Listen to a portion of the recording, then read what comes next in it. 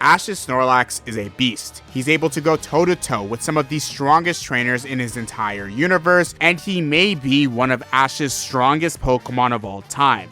But it wasn't always like this. Snorlax is pretty lazy and has had some pretty big challenges throughout his entire career, which may have contributed to his downfall. But to understand how it even got to this point, we gotta go back to the second season of the Pokemon anime where Ash first met Snorlax. When Ash and the gang were traveling, they end up going to an island which has a bunch of grapefruits. The second Ash ends up grabbing one, he gets attacked by one of the locals because she calls them thieves. Apparently, they spend the entire year prepping the forest for these fruits to grow, and somebody's been eating them non-stop. While Ash is discussing this, trying to clear his name, somebody else runs over and says they found the real thief and they're out in the forest right now. When everybody runs over, they see a chunk of the forest has been demolished. There is literally nothing left. And when they go even deeper in the forest, they find out it is a Snorlax who is eating all the grapefruit. They try their best to stop this Pokemon, but he just does not care about anyone around him and only wants to eat. When Ash sends out Bulbasaur to try to deal with this Pokemon, this Snorlax decides to use Body Slam on this tiny ass Bulbasaur, putting his entire weight on him and completely knocking him out. Please pray for my boy. Everyone realized they probably couldn't stop this Snorlax, so maybe he'll get full soon enough, but then the Snorlax ends up eating the entire island's worth of grapefruit. This Pokemon is a full glutton, but it's okay since it's over now, until Snorlax decides to use the move Surf to go to another island to eat all their food. This Pokemon is about to become a region-wide threat and the gang has to stop him before it's too late. They even managed to get an entire operations team trying to stop this one Pokemon. Snorlax manages to go to the second island and eat all of its food again, and now it's off to go towards the third island. When the gang encounters Snorlax again, they have a plan. They bring over this Jigglypuff to start singing, which puts everyone to sleep, including Snorlax, and while they're about to doze off,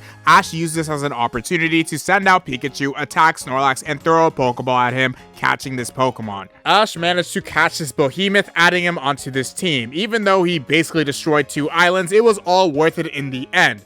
But Snorlax's story arcs were only just beginning, because in a future episode when Ash was walking, he ends up encountering this kid who was like, "I'm the best grass-type trainer ever, and if you want to get through this route, you have to beat me." They end up getting into a battle, and this trainer sends out Gloom, and when Ash goes to throw his Pokeball, it ends up dropping and breaking, bringing out Snorlax. I've never seen a Pokemon be so heavy that its Pokeball broke. Snorlax isn't really listening to Ash though. He doesn't want to fight until he sees Gloom, because his big back ass was trying to eat the damn Pokemon. The enemy trainer was freaking out that his Pokemon was about to be eaten, so he returned him, but Snorlax wasn't done yet, because this Snorlax tried to eat the kid too.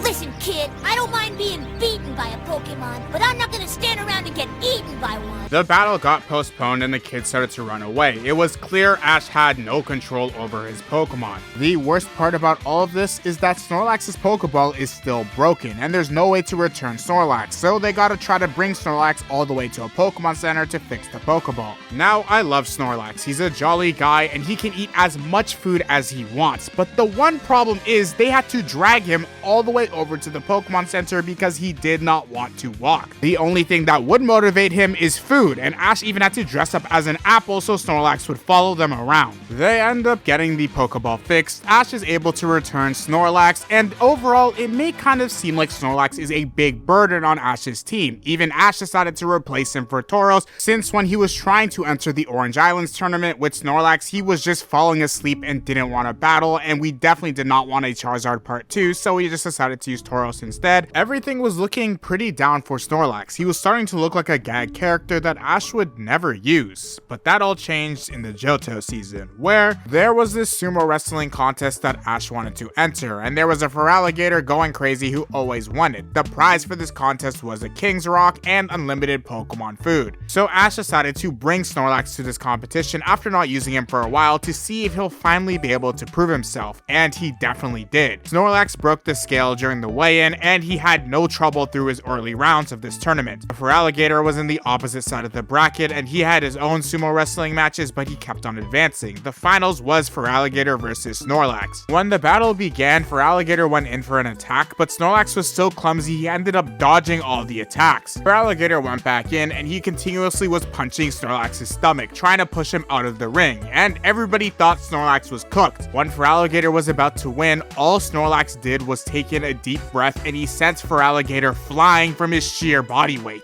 The battle was completely even, and Feraligatr went in to try to flip Snorlax over and throw him out of the ring, but this was a bad idea since Snorlax landed on his feet, causing an earthquake throughout the entire arena, and this pissed off Snorlax so much that he decided to finally use 1% of his power and instantly knocked out Feraligatr from the ring. This was the start of Snorlax showing his potential, where if he really locks in, he can win almost any battle. Ash decided to even bring Snorlax to the Pokemon League, and he even battled Gary and did pretty well. But there was one special thing about this Snorlax he has been hiding from everybody. Because during the Hoenn season, Ash was going up against the Battle Frontier. These are some of the strongest trainers in the entire region, and he's in a double battle against the Fighting type one. She goes ahead and sends out Medicham and Hariyama, and Ash goes ahead and sends out Grovyle and Snorlax. Now, Snorlax has the type disadvantage here, but he does not care. Grovyle goes in first to fight Hariyama, and this was not even a battle. Yes, Grovyle got some aura points here, but he got instantly clapped, and it was basically up to Snorlax to 2v1. Hariyama went in and used Arm Thrust against Snorlax, and this is super effective, but Snorlax ends up using the move Protect. After blocking all this damage, Snorlax then goes in to use Headbutt, and it's looking pretty even. He dodges a few more attacks and then uses Ice Punch on the Hariyama, knocking him out. Yes, this Pokemon is locked in.